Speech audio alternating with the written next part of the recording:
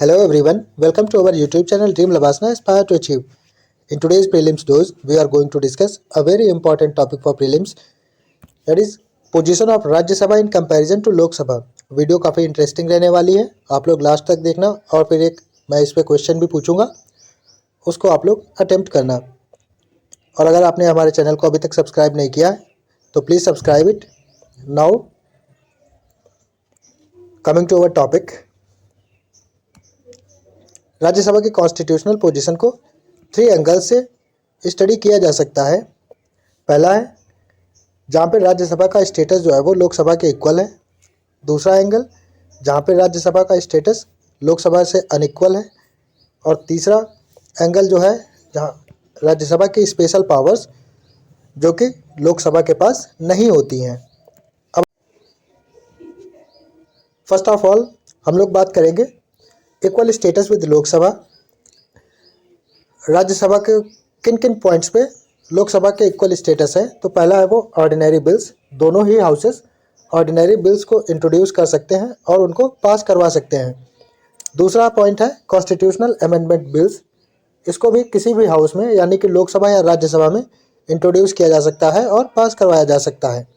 तीसरा पॉइंट है financial bills involving expenditure from consolidated fund of India.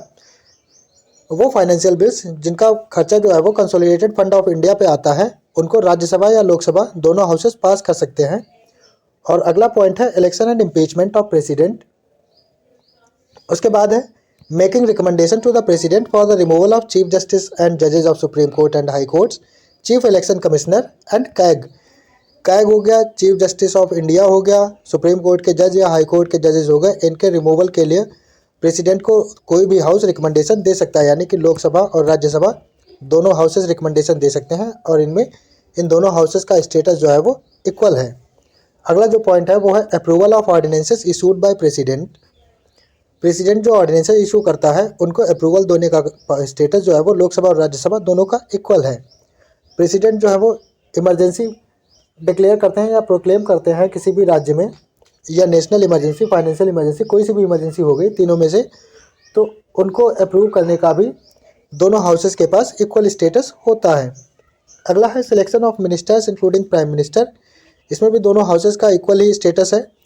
अगला point है consideration of reports of constitutional bodies. जो constitutional bodies reports पेश करती हैं उनको कंसिडर करने का भी स्टेटस दोनों हाउसेस के पास इक्वल होता है, जैसे कि फाइनेंस कमीशन, यूपीएससी या कैग एक्सेट्रा रिपोर्ट देते हैं उनका। अगला पॉइंट है enlargement of jurisdiction of supreme court and the UPSC. UPSC और सुप्रीम कोर्ट के ज्यूरिसडिक्शन को एक्सपेंड करने के लिए भी दोनों हाउसेस के पास इक्वल पावर्स होती हैं। दूसरा एंगल इसका है unequal status with Lok Sabha. Rajya Sabha का किन किन पॉइंट्स पे अनइक्वल स्टेटस है या लोकसभा की पावर उसमें ज़्यादा है। पहला पॉइंट है मनी बिल्स। मनी बिल्स जो है वो केवल लोकसभा में ही इंट्रोड्यूस किए जा सकते हैं और राज्यसभा में इनको नहीं लाया जा सकता है। किसी भी मनी बिल को राज्यसभा जो है वो अमेंड नहीं कर सकती या रिजेक्ट नहीं कर सकती है।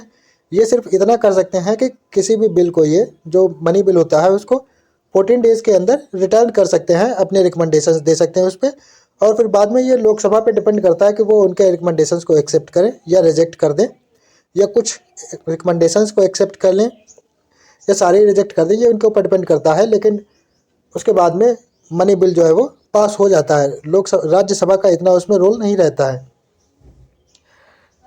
फाइनेंशियल बिल्स जो होते हैं जिनमें कि आर्टिकल 110 के सारे मैटर्स नहीं होते हैं, वो वाले भी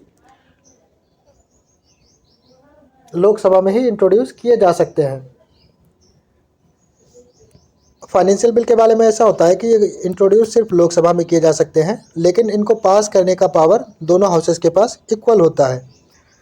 दूसरा है final power to decide whether a particular bill is money bill और not is vested in the speaker of Lok Sabha. जो लोकसभा का स्पीकर होता है उसके पास ये फाइनल पावर होती है कि वो किसी भी बिल को ये डिसाइड करे कि वो मनी बिल है या नहीं है।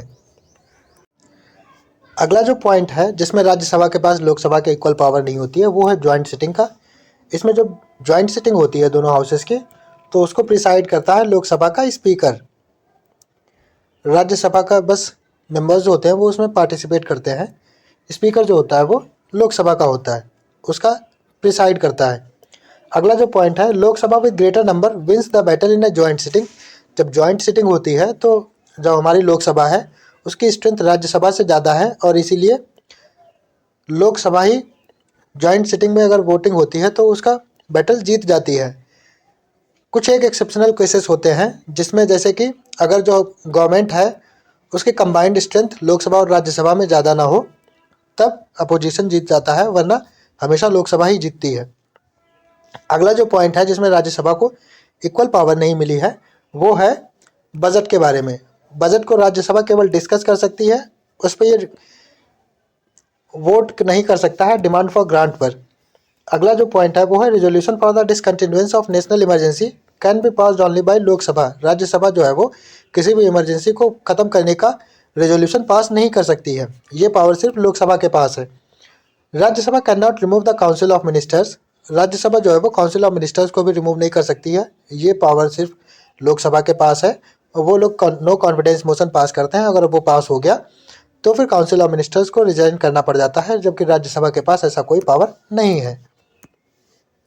अब हम लोग बात कर लेते हैं राज्यसभा की स्पेशल पावर्स क्या हैं जो कि लोकसभा के पास नहीं है। तो पहला यह है कि it can authorise the parliament to make a law on a subject enumerated in the state list, जो कि आता है हमारे आर्टिकल के 249 के अंडर।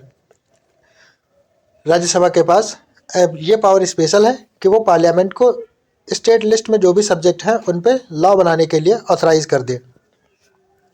अगला जो इसके पास पावर है वो है पार्लियामेंट को एक न्यू ऑल इंडिया सर्विस को क्रिएट करने के लिए बोल सकती है, चाहे वो सेंट्रल लेवल का हो या स्टेट लेवल का हो, और ये पावर आती है आर्टिकल 312 के अंडर। उम्मीद है आप लोगों ने लेक्चर ध्यान से सुना होगा। तो चलिए अब एक क्वेश्चन सॉल्व कर लेते हैं। Which of the following statements is are correct. पहला स्टेटमेंट है both Rajya Sabha and Lok Sabha have equal status with respect to the enlargement of the jurisdiction of the supreme court and UPSC.